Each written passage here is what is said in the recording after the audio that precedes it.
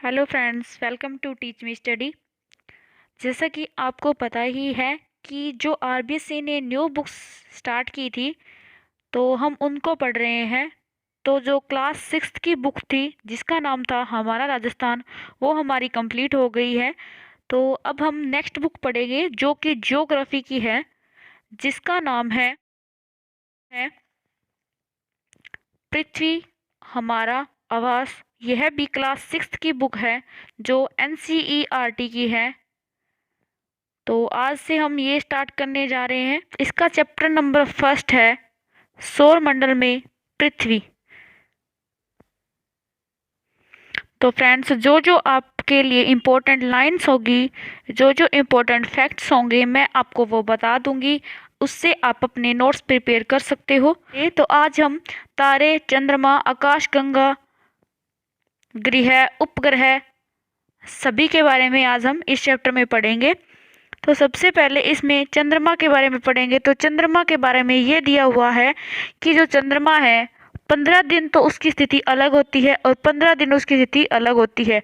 जब हम पूरे महीने के अंदर सिर्फ एक बार ही चंद्रमा को पूर्ण रूप से देख सकते हैं, क्योंकि जो उसके बाद उसकी स्थितियां बदलने लग जाती है। स्टार्टिंग में जैसे कि जब पूर्ण अमावस्या होती है, तब उसकी स्थिति में परिवर्तन आना शुरू हो जाता है। जैसे कि पूर्ण अमावस्या होगी तो हमें चांद बिल्कुल भी नहीं दिखेगा, उससे बिल्कुल अंधेरा होगा। उसके बाद हमें थोड़ा चांद दिखने लग जाएगा। उसके बाद अलग स्थिति होगी, इतना दिखेगा, कभी इतना दिखेगा, कभी ऐसे थोड़ा सा ही रहेगा, जिससे ज़्यादा दिखेगा। इस प्रकार हमारी जो उसकी स्थिति है चंद्रमा की, वो बदलती रहती है। इस प्रकार होते होते जब पूर्णिमा आती है तो उस दिन हमें पूर्ण चंद्र दिखाई देता है। ठीक है। तो जब हमें पूरी अंधेरी रात होती है तो उसको हम अमावस्या बोलते हैं, जहाँ से चंद्रमा बनने की शुरुआत वापस से होने लगती है। जब हमें पूर्ण चंद्र दिखाई देने लग जाता है तो उसे हम पूर्णिमा की रात बोलते हैं।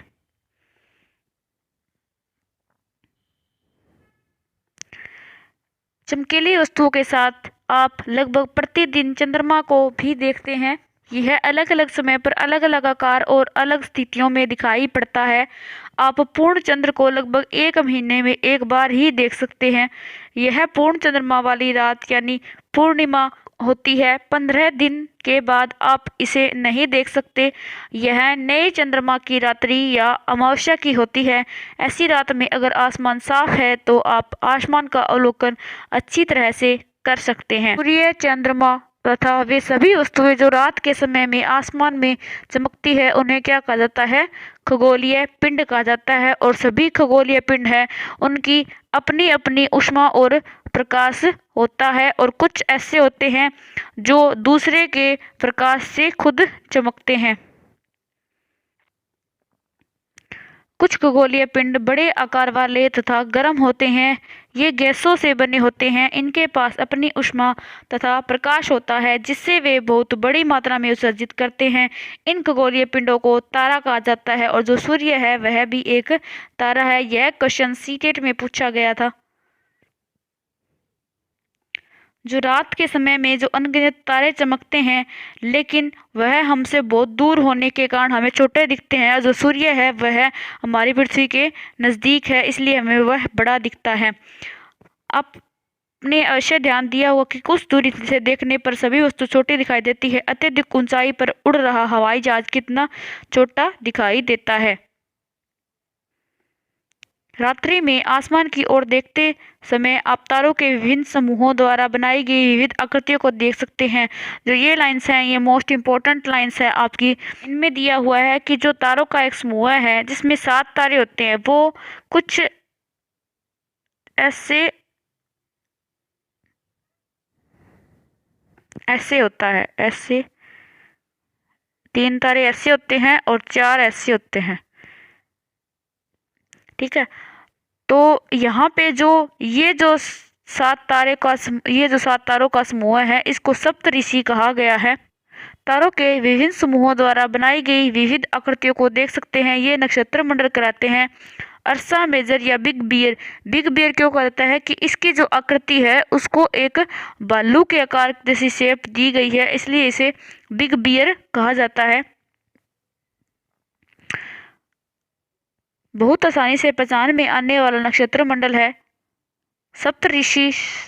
यह 7 तारों का समूह है जो कि नक्षत्र मंडल अर्सा मेजर का ही एक भाग। जो हमारा ध्रुव तारा है वह हमेशा उत्तर दिशा की ओर संकेत करता है, इसलिए उस समय में जब कोई भी साधन नहीं होते थे दिशा जानने के लिए, तो उस समय ध्रुव तारे को देखकर ही दिशा का अनुमान लगाया जाता था।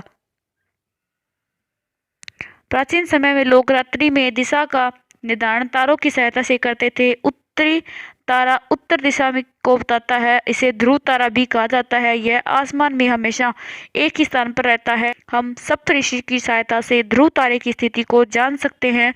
कुछ खगोलीय पिंडों में अपना प्रकाश व ऊष्मा नहीं होती हैं, वे तारों के प्रकाश से प्रकाशित होते हैं। ऐसे पिंड ग्रह कहलाते हैं। ग्रह जिसे अंग्रेजी के प्लेनेट्स कहते हैं, ग्रीक भाषा के प्लेनेटाई शब्द से बना है, जिसका अर्थ होता है परिभ्रमिक, यानी जो कि चारों ओर चक्कर लगाते हैं उनको ग्रह कहा जाता है। पृथ्वी एक ग्रह है, सूर्य के चारों ओर चक्कर लगाती है, इसलिए यह एक ग्रह है। और उपग्रह वो होते हैं जो किसी ग्रह की परिक्रमा करते हैं। तो पृथ्वी की परिक्रमा करता है चंद्रमा, तो इसलिए जो चंद्रमा है वो पृथ्वी का उपग्रह है। पृथ्वी हम जिस पर रहते हैं एक ग्रह है। यह अपने संपूर्ण प्रकाश तथा ऊष्मा सूर्य से प्राप्त करती है, जो पृथ्वी के सबसे नज़दीक का तारा है। पृथ्वी को बहुत अधिक दूरी से, तो जैसे चंद्रमा से देखने पर चंद्रमा की तरह चमकती हुई प्रतीत होगी। रोचक तथ्य, जो बृहस्पति, शनि और यूरेनस, ये 3 ही एक ऐसे ग्रह हैं जिनके चारों ओर वलयाकार है। जैसे कि यहाँ पे ये एक ग्रह हो गया, तो इसके चारों ओर ऐसे वलय है। असंख्य छोटे छोटे पिंड से बनी पट्टियां हैं। पृथ्वी से इन छल्लों को शक्तिशाली दूरबीन की सहायता से देखा जा सकता है। आसमान में दिखने वाला चंद्रमा जो एक उपग्रह है, किसका है? पृथ्वी का। यह हमारी पृथ्वी का सहचर है, इसके चारों ओर चक्कर लगाता है। हमारी पृथ्वी के समान 7 अन्य ग्रह हैं जो सूर्य के प्रकाश एवं ऊष्मा प्राप्त करते हैं। उनमें से कुछ के पास अपने चंद्रमा भी है।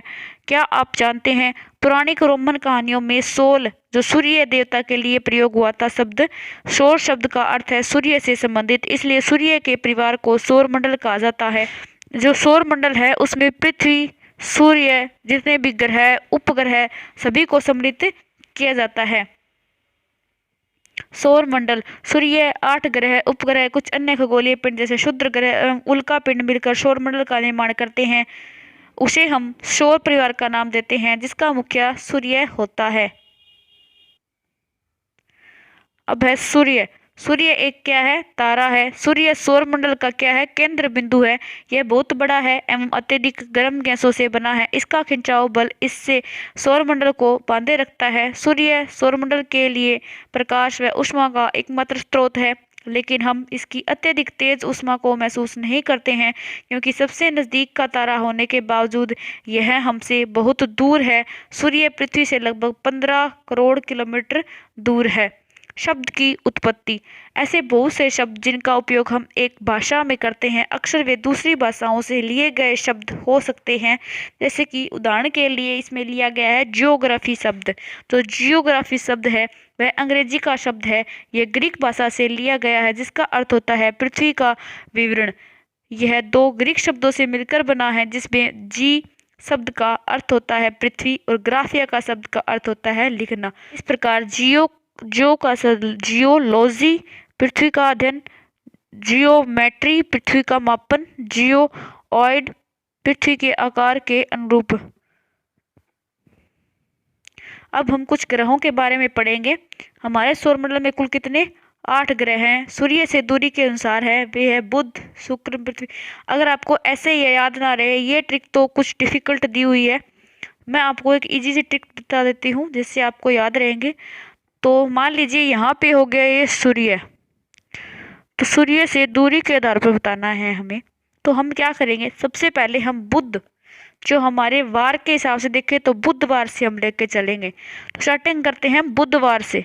स्टार्टिंग में आएगा बुध, फिर आप क्या करोगे, उसके एक छोड़ के उससे नेक्स्ट वाला देखोगे, ठीक है। तो ये हो गया सूर्य, उसके बाद आएगा बुध, तो आप बृहस्पति को छोड़ दो, उसके बाद आएगा शुक्र, शनि को छोड़ दो, उसके बाद रवि की जगह आप लिख दो पृथ्वी, सोमवार को छोड़ दो, मंगलवार को ले लो, एक दिन छोड़ दो, बृहस्पति आ जाएगा, फिर एक दिन छोड़ दो, शनि आ जाएगा, उसके बाद है यूरेनस और नेपच्यून। तो इस प्रकार आपको ये याद हो जाएंगे, वरना आपको क्रम के अनुसार याद नहीं रहेंगे। तो आप इस ट्रिक को फॉलो कर सकते हो। क्या आप जानते हैं, रात में आसमान को देखकर मनुष्य हमेशा से मोहित हुआ है। खगोलीय पिंडों एवं उनकी गति के संबंध में अध्ययन करने वालों को खगोल शास्त्री कहते हैं। आर्यभट्ट प्राचीन भारत के प्रसिद्ध खगोल शास्त्री थे। जो आर्यभट्ट थे, उन्होंने कोई भी प्रशिक्षण नहीं लिया था और किसी भी प्रकार का कोई भी एक्सपेरिमेंट करके नहीं देखा था, फिर भी उन्होंने बता दिया था कि पृथ्वी गोल है और वह अपने अक्ष पर घूमती है, जो आज भी प्रमाणिक है। उन्होंने कहा था कि सभी ग्रह, चंद्रमा और परावर्तित सूर्य प्रकाश के कारण चमकते हैं। आज विश्व के सभी भागों में खगोलविद ब्रह्मांड के रहस्यों को खोजने में लगे हैं। सौरमंडल के सभी 8 ग्रह एक निश्चित पथ पर सूर्य का चक्कर लगाते हैं। ये रास्ते दीर्घवृत्ताकार पथ में चक्कर लगाते हैं, उसको कक्षा कहते हैं। जैसे कि यहाँ पे ये सूर्य है, चाहे वो पृथ्वी हो चाहे कोई अन्य ग्रह हो, वो क्या करते हैं, इसके चारों ओर ऐसे वलयाकार रूप में चक्कर लगाते रहते हैं, ऐसे। तो उसके सूर्य के चारों ओर वो चक्कर लगाते रहते हैं। इस जो चक्कर लगाने वाला ये जो स्पेस है, इसको कक्षा कहा जाता है, कि वो एक कक्षा में सूर्य का चक्कर लगाते हैं। बुध सूर्य के सबसे नजदीक है। अपनी कक्षा में सूर्य के चारों ओर एक चक्कर लगाने में इसे केवल 88 दिन लगते हैं। शुक्र को पृथ्वी का जुड़वा ग्रह कहा जाता है, क्योंकि यह आकार में पृथ्वी के समान ही है, आकार व आकृति में। अभी तक प्लूटो को भी एक ग्रह माना जाता था, लेकिन अंतर्राष्ट्रीय सौर संस्थान जिसकी बैठक हुई थी 2006 में, तो 2006 के बाद इसको एक बोन्य ग्रह का दर्जा दिया गया था।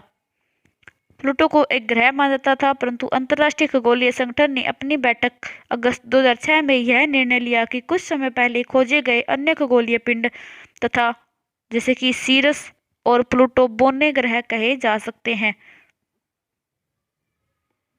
अब है हमारी पृथ्वी। सूर्य से दूरी के हिसाब पर यह तीसरा ग्रह है और आकार में यह पांचवा सबसे बड़ा ग्रह है। यह ध्रुवों के पास थोड़ी चपटी है, इसलिए इसे जियोइड कहा जाता है, भू-आब। पृथ्वी हमारी जो पूर्ण रूप से गोल नहीं है, वह ध्रुवों के पास थोड़ी चपटी है, वह ऐसे है, ना कि पूर्ण ऐसे गोल नहीं है पूर्ण, ठीक है। ध्रुवों के पास से थोड़ी थोड़ी वह चपटी है। यह ध्रुवों के पास थोड़ी चपटी है, यही कारण है कि इसके आकार को भू-आब कहा जाता है। भू-आब का अर्थ होता है पृथ्वी के समान आकार। जीवन के लिए अनुकूल परिस्थितियां। पृथ्वी को अनोखा ग्रह कहा जाता है या अद्भुत ग्रह कहा जाता है, क्योंकि पृथ्वी एकमात्र ऐसा ग्रह है जिस पर जीवन संभव है। वायुमंडल, जैवमंडल, वायुमंडल, जलमंडल और स्थल मंडल तीनों का भाग पाया जाता है, ठीक है। इसलिए यहाँ पे जो निर्माण होता है वह क्या कहलाता है, जैव मंडल। तो इसलिए पृथ्वी पर ही जीवन संभव है इतने ग्रहों में से, तो इसलिए पृथ्वी को अद्भुत ग्रह कहा जाता है। पृथ्वी न तो अधिक गर्म है और न ही अधिक ठंडी है। यहाँ पानी और वायु उपस्थित है, जो हमारे जीवन के लिए आवश्यक है। वायु में जीवन के लिए आवश्यक गैसें जैसे ऑक्सीजन मौजूद है। इन्हीं कारणों से पृथ्वी सौरमंडल का सबसे अद्भुत ग्रह माना जाता है। क्या आप जानते हैं, जो प्रकाश की गति है वह लगभग 3 लाख किलोमीटर प्रति सेकंड है। इस गति के बावजूद सूर्य के प्रकाश को पृथ्वी तक पहुंचने में लगभग 8 मिनट का समय लगता है। और जो हमारी ओजोन लेयर है वह क्या करती है, पृथ्वी से जो आने वाली पराबैंगनी किरणें होती हैं उसको रोक के रखती है। ये मान लो कि जो ओजोन लेयर है वह एक छलनी का कार्य करती है, क्योंकि वह जो हानिकारक जो होती है किरणें, उनको वह अपने में रोक लेती है। उसके बाद वह जो बची हुई किरणें हैं उसको पृथ्वी पर भेजती है। पृथ्वी के अधिकतर भूभाग पर पानी है, इसलिए जब पृथ्वी को दूर से देखा जाता है तो वह नीले रंग की दिखाई देती है। क्योंकि इसकी 2/3 सतह पर पानी से ढकी हुई है, इसलिए इसे नीला ग्रह भी कहा जाता है। रोचक तथ्य कौन से हैं? जो नील आर्मस्ट्रॉन्ग है वो पहले व्यक्ति थे जिन्होंने 20 जुलाई 1969 को सबसे पहले चंद्रमा की सतह पर कदम रखा था। अब हम चंद्रमा के बारे में पढ़ेंगे।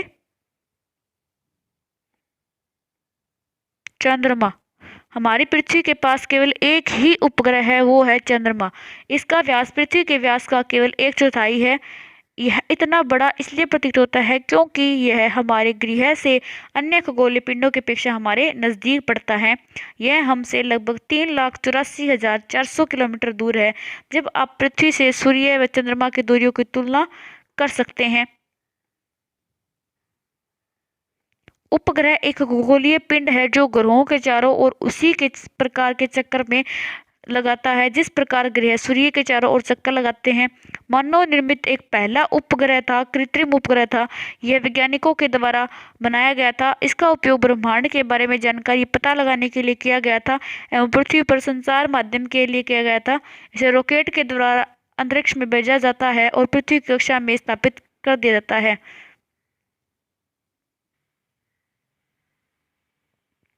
अंतरिक्ष में उपस्थित कुछ भारतीय उपग्रह इनसैट, एजुसेट और IRS हैं। रॉकेट का प्रक्षेपण कैसे किया जाता है? रॉकेट का पृथ्वी पर गिरना और उपग्रह का कक्षा में प्रवेश। चंद्रमा पृथ्वी का एक चक्कर लगभग 27 दिन में पूरा करता है और जो बुध है वो सूर्य का चक्कर कितने दिनों में पूरा करता है? 88 दिन में। चंद्रमा पृथ्वी का एक चक्कर लगभग 27 दिन में पूरा करता है। लगभग इतने समय ही अपने कक्ष में एक चक्कर भी पूरा करता है।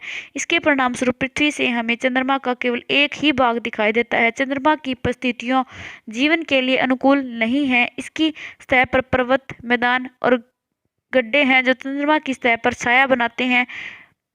पूर्णिमा के दिन चंद्रमा पर इसकी छाया को देखा जा सकता है।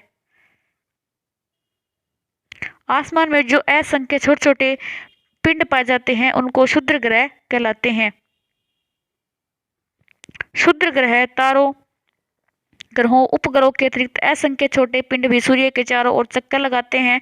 इन पिंडों को क्षुद्र ग्रह कहते हैं। ये मंगल एवं बृहस्पति की कक्षाओं के बीच पाए जाते हैं। वैज्ञानिकों के अनुसार क्षुद्र ग्रह ग्रह के ही भाग होते हैं जो कि बहुत वर्ष पहले विस्फोट के बाद ग्रहों से टूटकर अलग हो गए थे और यह बृहस्पति और मंगल और बृहस्पति की कक्षाओं के बीच में पाए जाते हैं। जो सारस है वह इसका एक महत्वपूर्ण उदाहरण है। वह उल्कापिंड, पत्थर के छोटे छोटे टुकड़े होते हैं, उनको उल्कापिंड कहा जाता है। सूर्य के चारों ओर चक्कर लगाने वाले पत्थरों के छोटे छोटे टुकड़ों को उल्कापिंड कहते हैं। कभी कभी ये उल्कापिंड पृथ्वी के इतने नजदीक आ जाते हैं कि इनकी प्रवृत्ति पृथ्वी पर गिरने की होती है। इस प्रक्रिया के दौरान वायु के साथ घर्षण होने पर ये गर्म होकर वहीं पर जल जाती है। फलस्वरूप चमकदार प्रकाश उत्पन्न होता है। कभी कभी कोई उल्का पूरी तरह से जल नहीं पाता, इसलिए वह पृथ्वी पर गिर जाता है। धरातल पर खड्डे बन जाते हैं। क्या आपने तारों वाले खुले आकाश में एक ओर से दूसरी ओर तक फैली चौड़ी पट्टी को देखा होगा? ये जो सफ़ेद पट्टी होती है इसको आकाश गंगा कहा जाता है और मिल्की वे और आकाश गंगा कहा जाता है। यह लाखों तारों का समूह है। यह पट्टी आकाश गंगा या मिल्की वे कहलाती है। हमारा सौर मंडल इस आकाश गंगा का एक भाग है। प्राचीन भारत में इसकी कल्पना आकाश में प्रकाश की बहती नदी से की गई थी। इस प्रकार इसका नाम आकाश गंगा पड़ा था। आकाश गंगा करोड़ों तारों, बादलों, गैसों की एक प्रणाली है। इस प्रकार की आकाश गंगाएं मिलकर ब्रह्मांड का निर्माण करती है। ब्रह्मांड की विशालता की कल्पना करना अत्यधिक कठिन है। वैज्ञानिक अभी भी इसके बारे में अधिक से अधिक जानकारी एकत्र करने में जुटे हैं। इसके आकार के संबंध में हमें कोई भी जानकारी नहीं है, लेकिन फिर भी हम जानते हैं कि हम सभी इसी ब्रह्मांड का हिस्सा है। तो फ्रेंड्स, इस प्रकार हमारा ये चैप्टर कंप्लीट हो गया है। अब कुछ प्रैक्टिस के लिए क्वेश्चंस हैं, हम उनको करेंगे। क्वेश्चन नंबर फर्स्ट है, हमें प्रश्नों के उत्तर देने हैं। ग्रह और तारों में क्या अंतर होता है? ग्रह तो वो होते हैं जो सूर्य की परिक्रमा करते हैं एक कक्षा के अंदर, उनको ग्रह कहा जा सकता है। और जो तारे प्रकाश और ऊष्मा होती है, और कुछ ऐसे होते हैं जो दूसरों के प्रकाश से भी चमकते हैं, इसलिए जो तारे होते हैं वो किसी का चक्कर नहीं लगाते हैं। नेक्स्ट क्वेश्चन है, सौरमंडल से आप क्या समझते हैं? सौरमंडल में किन किन को शामिल किया जाता है? जो हमारे 8 ग्रह, उनको, सूर्य को, उपग्रहों को, और इसके अलावा जो खगोलीय पिंड है उनको, क्षुद्र ग्रहों को, इन सभी को मिलाकर हमारा सौर परिवार बनता है। सूर्य से उनकी दूरी के अनुसार सभी ग्रहों के नाम लिखें। तो सबसे पहले मैंने आपको बताया कि बुधवार से स्टार्ट करते हैं, तो बुध, शुक्र, शनि, पृथ्वी लिख दो, मंगल, बुध को छोड़ दो, बृहस्पति, शनि के बाद है यूरेनस और नेपच्यून। पृथ्वी को अद्भुत ग्रह क्यों कहा जाता है? क्योंकि पृथ्वी ही एकमात्र ऐसा ग्रह है जिस पर जीवन संभव है। हम हमेशा चंद्रमा के एक ही भाग को क्यों देख पाते हैं? क्योंकि चंद्रमा का एक भाग है, वह पूर्णिमा के दिन पर चंद्रमा पूर्ण हो जाता है, उसका सारा भाग हम देख सकते हैं, ठीक है। लेकिन उसके बाद है वह चंद्रमा घटना स्टार्ट हो जाता है, ठीक है। धीरे धीरे वह घटता घटता जो अमावस्या की रात आती है, तो उस दिन वह बिल्कुल भी दिखाई नहीं देता है, बिल्कुल अंधेरा होता है उस रात को। लेकिन अमावस्या के निकलने के बाद वापस से चंद्रमा थोड़ा थोड़ा निकलने से स्टार्ट हो जाता है। ब्रह्मांड क्या है? जो आकाश गंगाएं हैं, जो कि गैसों और विभिन्न तारों का समूह होती है, उन विभिन्न प्रकार की आकाश गंगाओं को मिलाकर हमारे ब्रह्मांड की उत्पत्ति होती है। सही उत्तर चिन्हित कीजिए, किस ग्रह को पृथ्वी के जुड़वां ग्रह के नाम से जाना जाता है? तो इसका उत्तर होगा शुक्र, पृथ्वी के समान है। सूर्य से तीसरा सबसे नजदीक ग्रह कौन सा है? तो बुध, बृहस्पति को छोड़ दो, शुक्र, तीसरे पर किसको लिया था संडे के दिन? पृथ्वी को। क्वेश्चन है, सभी ग्रह सूर्य के चारों ओर किस प्रकार के पथ पर चक्कर लगाते हैं? तो दीर्घवृत्ताकार पथ पर चक्कर लगाते हैं, जिसको कक्षा कहा जाता है। ध्रुव तारे से किस दिशा का ज्ञान होता है? तो उत्तर दिशा का, क्योंकि यह हमेशा उत्तर दिशा में ही पाया जाता है। क्षुद्र ग्रह किन कक्षाओं के बीच में पाए जाते हैं? तो यह पाए जाते हैं बृहस्पति और मंगल के बीच में। तो उसके बाद हमारा नेक्स्ट क्वेश्चन है, खाली स्थान भरें।